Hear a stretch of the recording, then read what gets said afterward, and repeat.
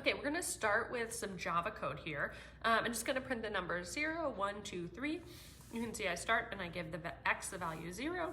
Then while x is less than 4, I'm gonna print x and then add 1 to x. And remember, whenever we execute the end of, get to the end of executing our body, we come back up and check that conditional again.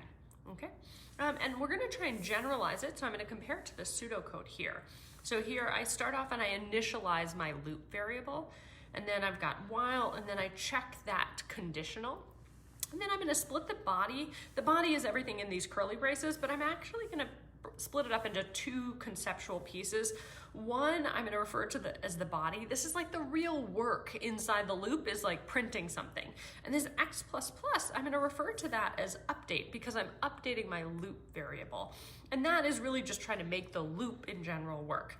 And then I've also added after, because we're gonna trace through this pseudocode. We're gonna run this after I get to the point where cond, or that conditional, returns false. Okay, now I have my pseudocode on the left for my while loop, and I have a flow chart on the right, because actually what's happening on the left I think is really pretty complicated. I've removed the syntax so that we can focus on the big ideas.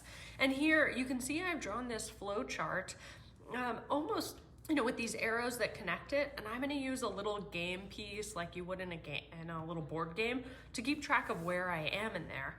And so remember, we start and we initialize it, so I'll have my game piece there. The next thing we do is we test that condition. If that condition is true, which I've represented here as a Y for yes, I'm gonna come and execute the body of the loop. When I finish the body, I follow this back on up, and I'm gonna execute the condition again. Okay, if it's true, I execute the body. When I finish that, I come back up and check this condition.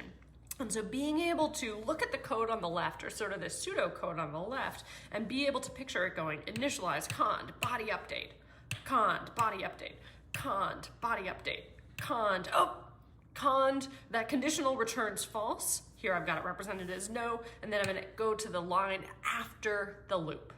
Okay, being able to translate it in that way is going to be really important for us to be able to write while loops.